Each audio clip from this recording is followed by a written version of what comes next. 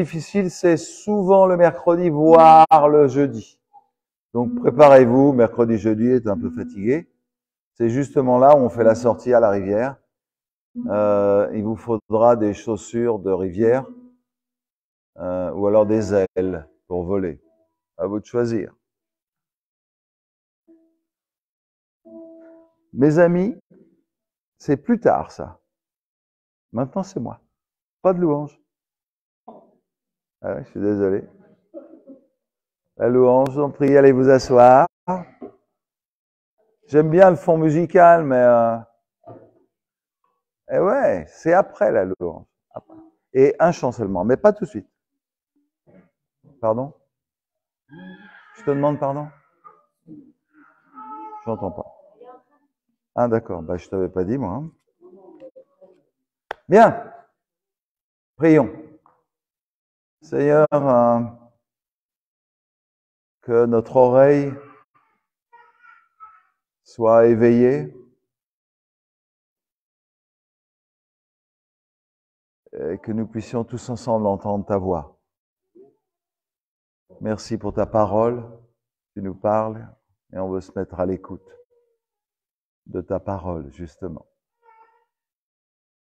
Alors, on a laissé Gédéon un peu comme ça, on l'a pas encore rencontré, mais on y arrive. Je voudrais lire avec vous le chapitre 6 des Juges. C'était combien d'années? Combien d'années de nous? On va lire. Ce texte date, on raconte une histoire d'il y a 3000 ans. Est-ce que c'est possible que tu t'assieds, Cathy? Tu restes pas là. Est-ce que c'est possible? T'assieds. Alors, tu trouves une chaise et assis-toi.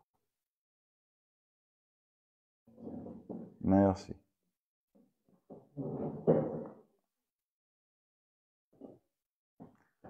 Les enfants d'Israël firent ce qui déplaît à l'Éternel. Ils firent le mal. Vous avez ça dans Semeur. Ils firent le mal. Et vous allez voir, il y a un phénomène qu'on appelle l'entropie qui est assez catastrophique et on va voir comment ça se passe. Et l'Éternel les livra entre les mains de Madiar pendant 7 ans, un temps complet. Et quand tu es dedans, tu y es pour jusqu'à ce que Dieu ait décidé que c'est fini. Et bien souvent, les gens viennent me voir avec des difficultés et je leur dis, mais c'est la première fois. Non, déjà, c'est arrivé. Alors, il y en a qui disent que c'est générationnel. Pourquoi pas? Moi, je pense simplement que si tu n'as pas appris la leçon il y a 10 ans que Dieu voulait t'apprendre, eh ben, tu vas t'y retrouver 2 ans ou 3 mois ou 6 mois après, peu importe, jusqu'à ce que tu aies appris la leçon. Et bien des fois, les gens viennent me voir en me disant, je voudrais, Seigneur, délivre-moi. Il va te délivrer, mais apprends la leçon, t'es dedans. Sinon, tu vas traîner ça pendant toute ta vie. Et pire, tu vas refiler le virus à tes enfants. Si tu veux que tes enfants soient libérés des problèmes que tu as, je te conseille de régler tes problèmes. Et là, les enfants d'Israël, bah, ils ont les problèmes intéressants. On a vu, c'était des cycles. Et là, ça revient. D'ailleurs, le verset juste avant, le chapitre 6, le verset 5, 31, c'est « Le pays fut en repos pendant 40 ans ». 40 ans. Qui a 40 ans ici? Vous voyez, 40 ans de repos. Et eux, ils commencent à faire le mal, et Dieu les livre entre les mains de Madian, on a parlé de ça un petit peu hier, très bien, pendant 7 ans. La fin d'un cycle, la fin d'un temps de création, 7 jours. La fin, c'est la fin, et c'est là où toute la faiblesse de Dieu se manifeste. La force de Dieu, pas de problème. Dieu est puissant. Il va libérer Israël, il l'a délivré. On va le voir d'ailleurs, j'espère. Il a délivré Israël, mais Dieu manifeste sa faiblesse parce que pendant 7 ans, il ne peut pas libérer le peuple d'Israël de Madian.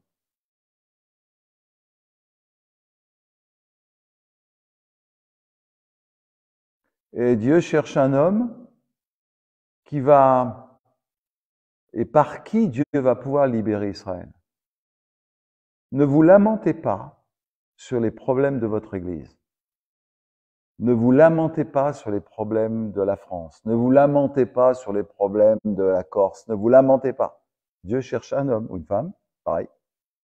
Dieu cherche un homme, une femme, par qui Dieu va pouvoir guérir, délivrer, je ne sais quoi. Donc, au lieu de pleurer parce que ton église a des problèmes, parce que ta région a des problèmes, parce que ton île a des problèmes, parce que ton pays a des problèmes, eh bien, dis Seigneur, eh ben moi je me lève, je serai ce libérateur, je serai ce Gédéon. Et au fond, imaginez, on est 50, 60, imaginez, au lieu d'avoir 50 bédouins qui traînent tristesse parce qu'ils ont vu BFM TV ou parce que je ne sais quoi, oui, 50 ou 60 personnes qui disent, mais moi, je deviens un libérateur, là où je suis Seigneur. Vous allez voir ce qui se passe.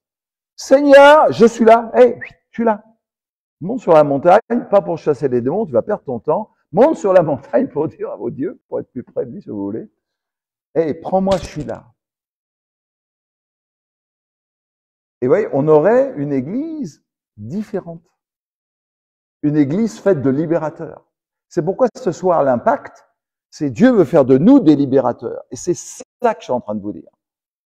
Dieu, si vous êtes là, Dieu vous choisit pour être les libérateurs, libératrices des problèmes que vous connaissez, que vous côtoyez jour après jour. Et c'est le message de Gédéon. Alors, la main de Madian fut puissante contre... J'aurais avancé un peu, hein, mais... peut-être dans le livre que je vais écrire et que vous aurez le plaisir d'acheter l'année prochaine, je développerai tout ça. Parce qu'il y a tout un tas les enfants d'Israël se retiraient dans les ravins des montagnes. Ça, c'est la version seconde, je ne veux pas la même chose partout. Ils se retiraient, ils se cachaient, ils s'enterraient. Et l'idée, dans les cavernes, sur les rochers fortifiés, alors, ils allaient se mettre... Dans les trucs, c'était des cathares avant l'heure. Vous savez, ils habitaient, parce que c'est que les cathares, et ils habitaient dans les rochers escarpés, c'est-à-dire là où Madian ne pouvait pas les attaquer. Je dis toujours, moi les chrétiens, on est les plus forts du monde le dimanche matin. Et malheureusement, bien souvent, les plus faibles le lundi matin. Parce que quand on retourne au boulot, à l'école, je ne sais où, là, on a chassé les démons, on a pris le pouvoir sur le monde entier, le dimanche avec force et foi. Et le lundi, vous voyez, nous vivons, en tous les cas, il faut prendre garde à pas toujours chercher des rochers escarpés pour dominer le monde. Là, l'idée, c'est que Israël s'enfonce de plus en plus dans le péché. C'est ça que le texte est en train de dire. Ils désobéissent à Dieu, ils font le mal. On va voir qu'il y a 4 dimensions du mal, mais ils font le mal, peut-être. Et plus ça va, plus ils s'enfoncent dans le mal. Ça s'appelle l'entropie. Le chaos ne fait que s'accroître sans espoir de transformation. C'est une loi, la thermodynamique, c'est comme ça. Et s'il n'y a pas une intervention divine, le chaos devient pire de jour en jour. Et vous savez, quand je vous dis que Dieu veut faire de vous, de chacun d'entre vous, des libérateurs, ce soir, vous pouvez vous lever en disant, Seigneur, moi, je veux être ce libérateur. Ce soir, c'est ce soir l'impact. Où vous pouvez rester assis. Ça ne changera rien dans votre vie. Dieu, le problème de Gédéon, c'est que Dieu va aller le chercher dans le pressoir. Lui, c'est encore, il n'est même pas dans les rochers, il va se cacher dans les caves. Si vous avez un peu de culture, ça doit vous rappeler quelqu'un quand Jésus va le rencontrer, c'est le démonisé de Génézareth. Il descendait dans les tombeaux et il montait dans les montagnes et il se faisait des mutilations. C'est ce que font les Israélites. Ils s'enfoncent de plus en plus dans le mal. Ils s'enfoncent de plus en plus, ils cherchent la solution dans le mal. Et ce qui est intéressant, c'est que qu'est-ce que c'est faire mal pour les Israélites? Je vais vous expliquer. C'est qu'ils adorent, ils craignent, on va le voir, j'espère, ils craignent des divinités, ils craignent Baal. Alors Baal, c'est le dieu de la pluie, le dieu de l'orage. Et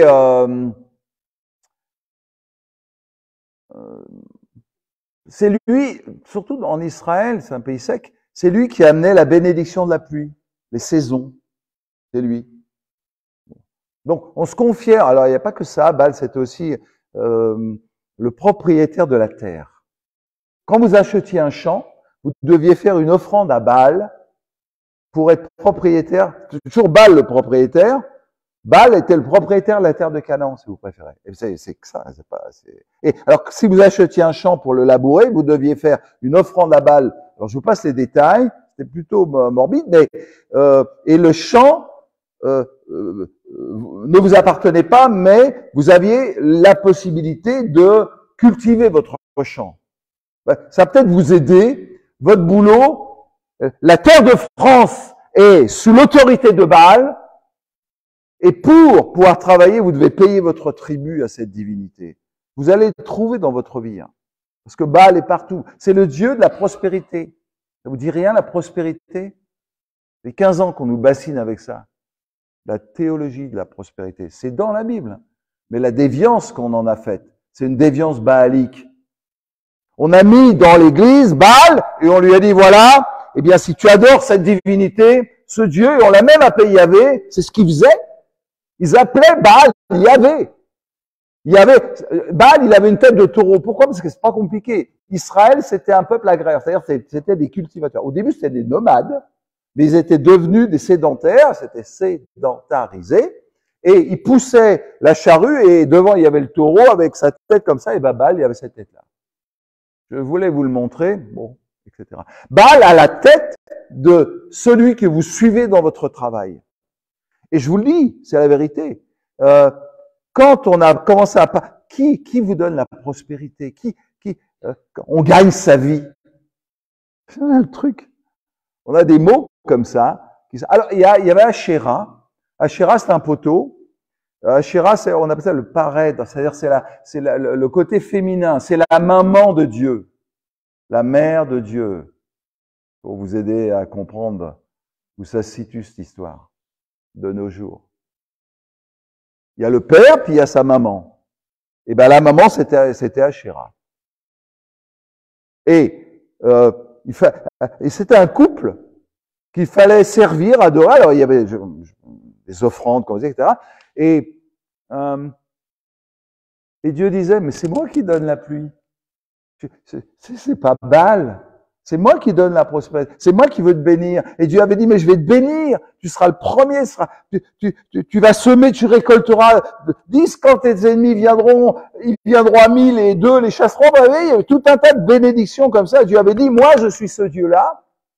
Et Israël, petit à petit, à cause de la sédentarisation, eh bien, avait commencé à faire mal, a commencé à adorer Baal. Et puis Madian, qu'est-ce que va faire Madian? Ils mangent tout, ils veulent toutes les récoltes. Tu sais, on appelle ça dans nos milieux le Dieu qui dévore la semence. Vous avez jamais entendu ça? Eh bien, voilà Baal, voilà Madian, voilà les filles, ouais, les ennemis de Dieu. Et Dieu libère Madian, il dit à Madian, vas-y, attaque Israël, et qu'est-ce qu'ils font? Eh ben, ils arrivent comme des nuées de sauterelles. Ouais, c'est ce que, au verset 3, quand Israël avait semé, tous les ans, Madian montait avec Amalek, les fils de l'Orient, il marchait contre lui, il campait en face de lui, verset 4, détruisait les productions du pays jusqu'à vers Gaza, c'est-à-dire par la mer, c'est-à-dire, on n'a plus le dessin, mais il traversait le pays comme ça, il ravageait tout comme des sauterelles. Bon, il y avait des nuages de sauterelles à l'époque, ben encore aujourd'hui d'ailleurs, dans certains pays. Et quand les sauterelles sont passées, il n'y a plus rien.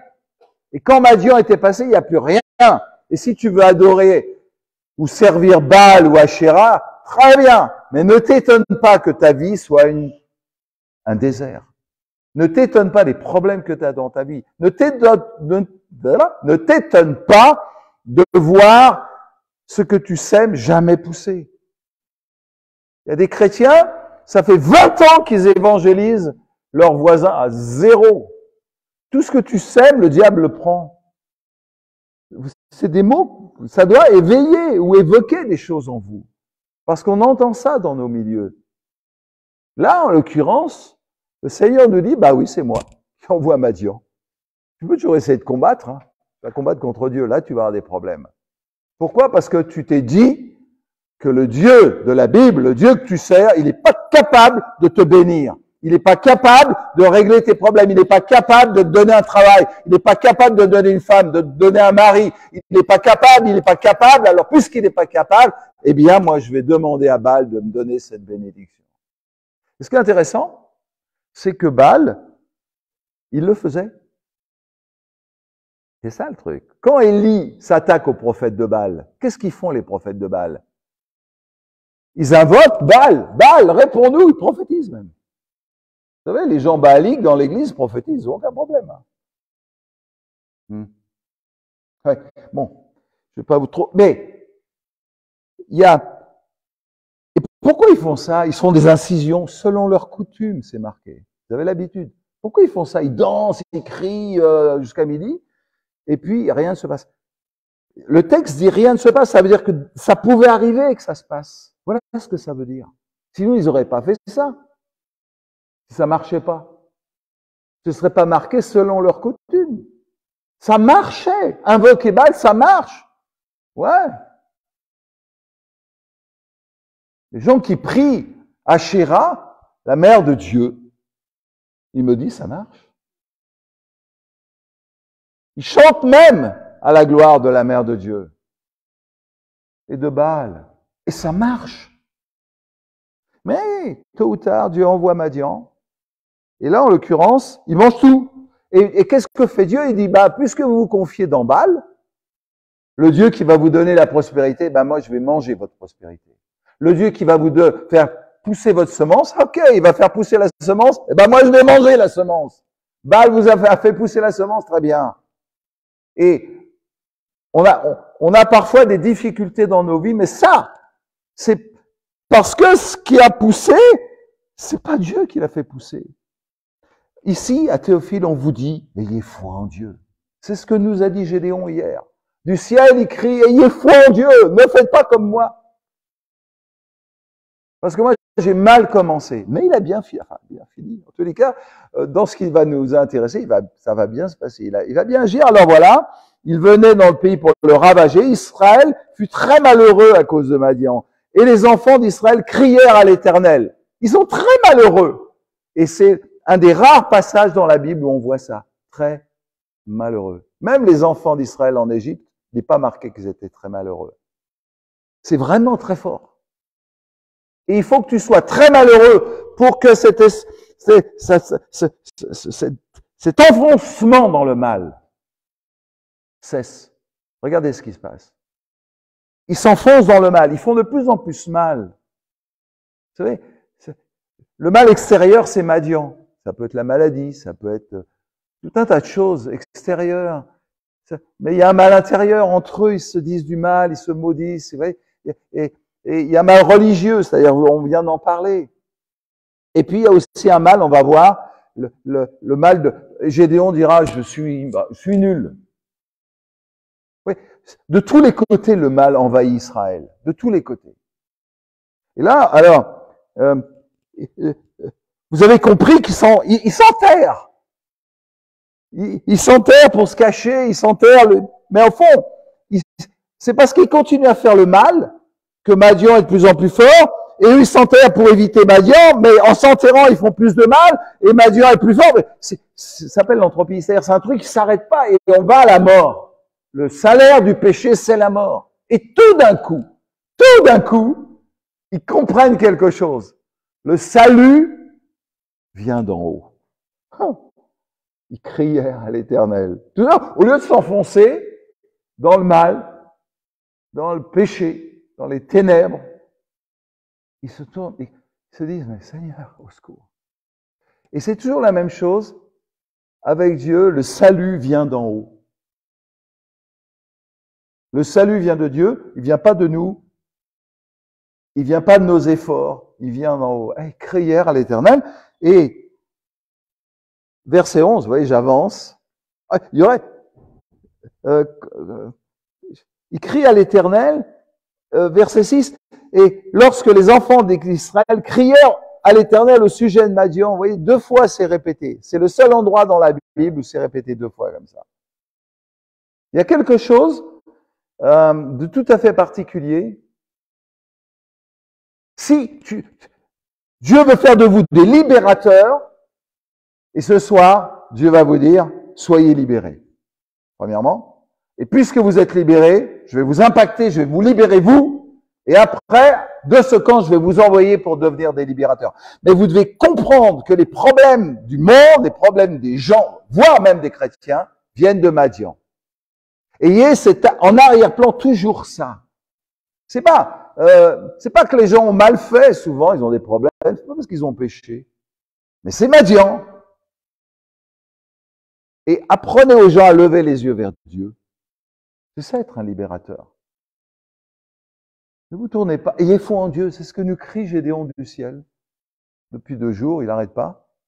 On va peut-être finir par entendre. Alors, lorsque les enfants, verset 7, crièrent à l'Éternel au sujet de Madian, l'Éternel envoya un prophète aux enfants d'Israël. Je ne sais pas si vous comprenez. Je vais vous expliquer quand même le contexte. Et essayez de bien comprendre. Ça, c'est la matrioshka historique. En fait, Israël, ça fait 200 ans, 150 ans, peut-être un peu plus, en tous les cas à peu près 200 ans, on va dire, moi je pense, qui sont en Israël. Et le grand prophète d'Israël, Moïse, était mort. Il n'est pas rentré en Canaan. Le prophète qui lui a succédé, Josué, était mort. Il est resté 10 ans à peu près à l'entrée de Canaan, après il est mort. Et là, il n'y a pas de prophète, de maître prophète, si je puis dire. Et on appelle ça des poussières de prophètes. Au fond, ce qu'on va voir là, sans qu'on s'en rende compte, Gédéon, c'est celui qui va introduire le prophétisme en Israël et le structurer. Et vous allez voir que Gédéon, c'est vraiment un prophète, le gars. Alors là, c'en est un. Et il va incarner tout le prophétisme mosaïque de Moïse, si vous voulez, toutes les choses que Moïse avait bâties en Israël. Et Moïse avait dit, mais vous verrez, après moi, Dieu lèvera un prophète. Et Gédéon, il va dire, ce prophète, c'est moi. C'est moi. Et à partir de Gédéon, pas avant les juges, mais à partir de Gédéon, le prophétisme va s'installer, se structurer, se construire en Israël. Et ce petit prophète qui vient d'où, on ne sait où, l'Éternel a envoyé un prophète, je ne sais pas qui c'est. Vous allez voir, il va semer en Israël les bases du prophétisme que Samuel, qui sera le dernier juge en Israël, va implanter. Et Samuel va instaurer en Israël ce qu'on a appelé le nabisme. Alors ceux qui font les cours savent ce dont il est question. Le nabisme est un prophétisme basé sur l'histoire du désert. Et qu'est-ce que va dire ce prophète? Lui, c'est vraiment le début du prophétisme en Israël. Et il va poser les bases du prophétisme. Écoutez bien, vous allez voir. Il va dire, alors je ne vais pas tout détailler, parce que je voudrais arriver à Madian, au verset 11 à Gédéon. Il me reste un peu de temps? Ouais, dites-moi. Alors, 15 minutes, super.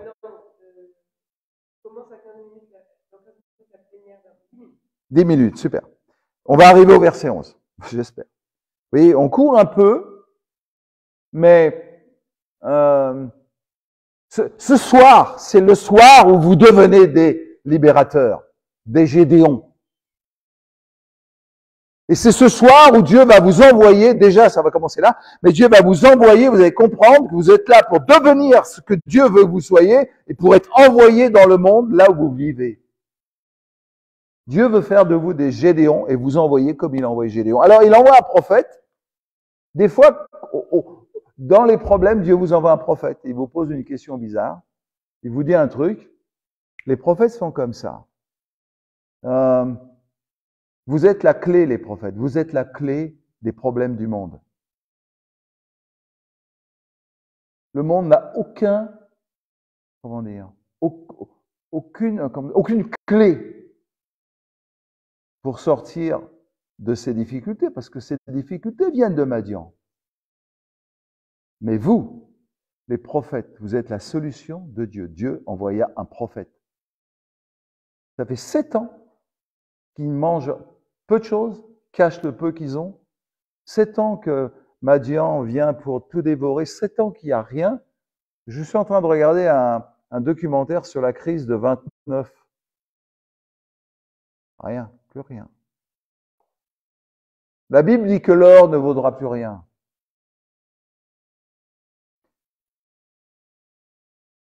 Le monde s'enfonce de plus en plus dans le mal, et la solution de Dieu, c'est vous. Et si ce prophète ne vient pas, beaucoup de choses après ne viendront pas. Si Gédéon ne se lève pas, rien ne se fera en fait. Vous me direz, il en prendra un autre, c'est pas sûr. Oui, peut-être. C'est pas sûr. C'est-à-dire que là où tu es, il n'y a pas d'autres personnes capables de sortir les gens de leur situation. Alors évidemment, on appelle ça témoigner. Moi, je vais vous expliquer autre chose. Témoigner, c'est parler de quelqu'un qu'on voit pas, qu'on n'entend pas, etc. Et vous en parlez, ouais, il est au ciel, il voit ta vie, etc. Et toi, tu es bien les pieds sur terre. Mais c'est pas ça l'idée. L'idée, c'est que vous êtes assis dans les lieux célestes et vous parlez du ciel sur la terre. Vous parlez d'en haut. C'est pourquoi vous êtes des libérateurs. Parce que vous êtes placé là où est le libérateur par excellence, on en parlera ce soir, et vous êtes envoyés par lui pour être des libérateurs. Et là, le prophète, il dit, ainsi parle l'Éternel, vous avez tout à fait le droit de parler comme ça. Le Dieu d'Israël, moi j'ai une parole de Dieu pour toi. J'ai une parole de Dieu pour toi. Mais quel Dieu tu parles? Le Dieu qui est dans le ciel et qui te voit et que tu jugeras. Le Dieu qui est dans le ciel et qui veut te sauver, te sortir de tes problèmes.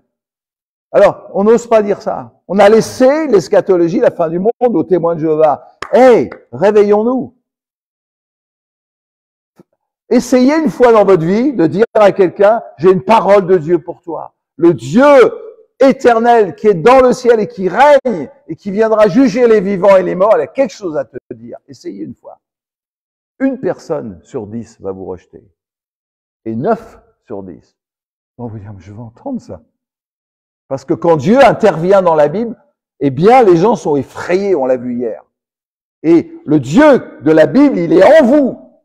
Et plus votre foi va grandir dans le fait que vous êtes des libérateurs à l'image du libérateur, plus votre foi va grandir et plus vous serez à même d'amener les gens devant Dieu. Regarde-moi, tu as vu Dieu. Et aucun homme dans la Bible ne voit Dieu sans être effrayé. Si vous êtes porteur de ce Dieu-là, les gens seront effrayés quand vous allez leur dire des choses ainsi par l'Éternel. Alors voilà ce qu'il dit. Verset, je sais plus combien. Verset 7. Je vous ai, c'est ça, 7, 8. Je vous ai fait monter d'Égypte, je vous ai fait sortir de la maison de servitude. C'est à peu près 150 ans qu'ils sont sortis d'Égypte. 150 ans, ça fait quand? Ça fait 1000. On aurait 150 ans, aidez-moi. 1850, 60. Si vous voulez, c'est comme si Dieu venait en disant, mais en 1870, j'ai agi dans ta vie. Ou dans la vie de tes arrière-grands-parents. Oui. Je priais récemment, je crois que c'est en Corse, pour il me semble, peu importe. C'était quelque part, et je priais, et je dis, mais, au fond, je priais pour une femme, et je lui disais, mais je vois que tu viens t'as une histoire biblique, des gens ont prié pour toi, tu es façonné par la prière de tes pères, etc. Et en fait, c'est vrai. Je vous raconterai plus tard les détails. Ce qui est intéressant, c'est, oui, en 1870, Dieu est intervenu dans la vie de ma grand-mère. Eh bien, c'est ce que Dieu vient te dire.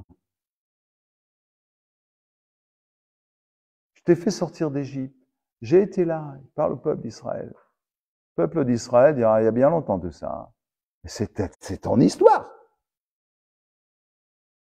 Je vais vous le dire autrement. Ce qui est écrit là, Dieu nous le dit. C'est quoi comment dire? Vous avez compris que ce que Dieu a fait. Vos parents, faites un arbre généalogique. J'aurais bien voir par qui vous commencez. Commencez par Abraham.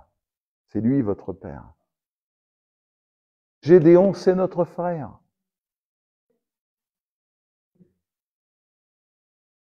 Quand Dieu dit, je t'ai fait sortir d'Égypte, c'est de moi dont il parle. Quand vous vous êtes convertis, vous êtes fait baptiser. On n'a pas attendu Torben pour baptiser les gens quand même. Hein.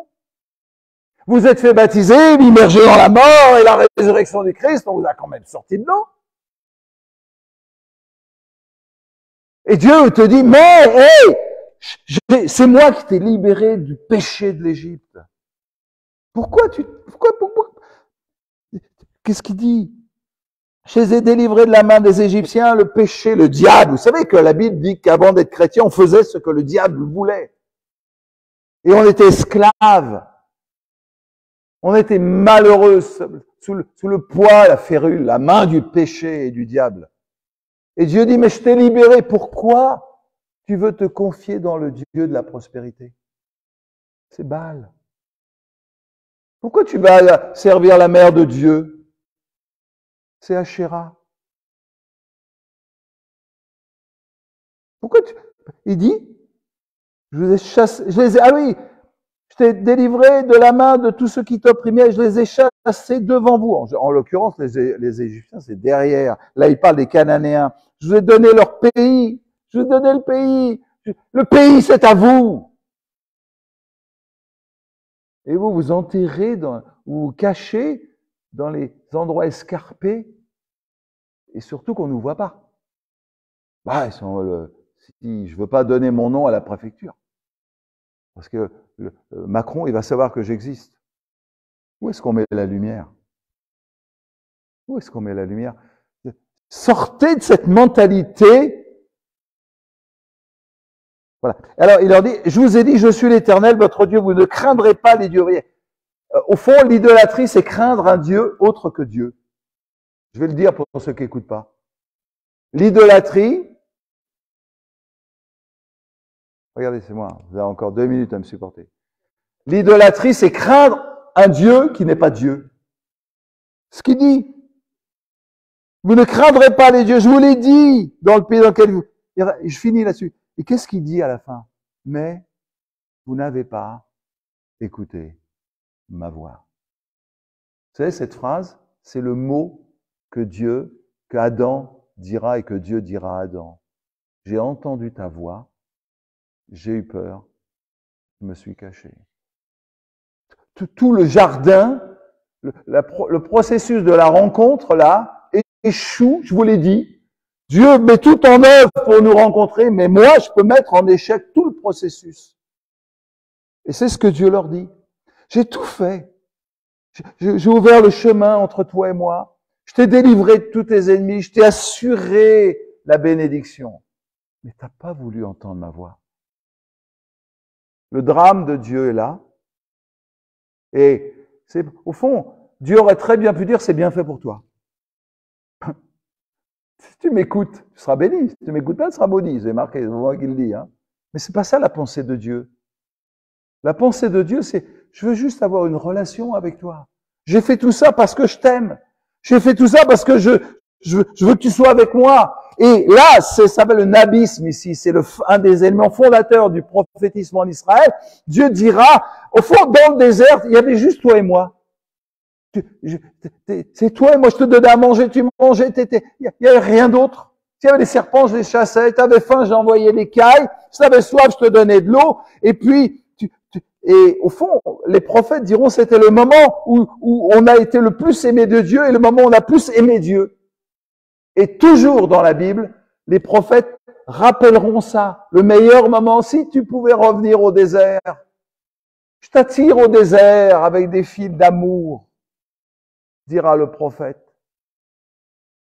Et là, le prophète, il introduit ce qu'on appelle le nabisme, c'est ça, une culture du désert dans la pensée israélite et dans notre pensée. Il lui dit, mais c'est quand tu es tout seul avec moi. Et au fond, Dieu dit pas, tu as des problèmes, c'est bien fait pour toi. Il pleure avec toi. Ça s'appelle le pathos de Dieu, l'empathie de Dieu, il pleure avec nous. Il dit, mais moi, je voulais juste que tu écoutes ma voix. Mais toi, t'as pas voulu m'écouter. Je t'ai parlé, je t'ai délivré, tu m'as pas écouté. Et la détresse de Dieu, ça fait 7 ans que Dieu patiente. Je finis là-dessus. Vous avez 2 façons de voir le monde. 2 façons. Soit le péché agit pendant 7 ans et Dieu envoie Madian, etc. Ou alors l'autre façon de voir, ça c'est au niveau du sol, horizontal si vous préférez. Il y a une façon verticale de voir les choses. Pensez comme Dieu. Vous êtes à l'image de Dieu, regardez-moi, vous avez Dieu, c'est le projet. Mais pensez comme Dieu. Dieu, il est au ciel, il peut intervenir, mais à cause du péché, il peut pas. Il est faible, là, c'est ça la faiblesse de Dieu. C'est qu'il peut pas intervenir, il peut pas empêcher Madian de venir, Dieu. Alors il cherche un homme qui va simplement écouter sa voix, simplement écouter sa voix. Il cherche un homme, il cherche une femme ici, et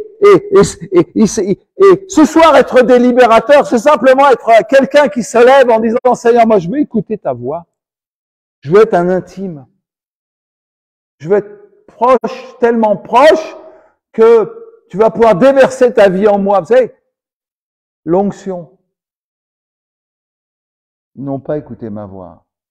Et si vous regardez les choses à partir du ciel, alors vous voyez la patience de Dieu face au péché. Dieu patiente quand tu fais le mal. Il attend. Il t'aide même à tenir bon. La force de Dieu, on va la voir dans la libération. Et vous verrez comment Gédéon va nous donner des clés pour la victoire, des clés pour être des libérateurs.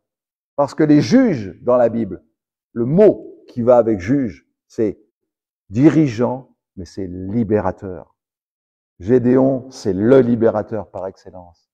Voilà, je vous en supplie, soyez de ces hommes et ces femmes qui écoutent la voix de Dieu. Ces hommes et ces femmes qui vont comprendre que l'intimité avec Dieu, c'est plus que tout. Et c'est la clé de tout, surtout. Amen. Merci.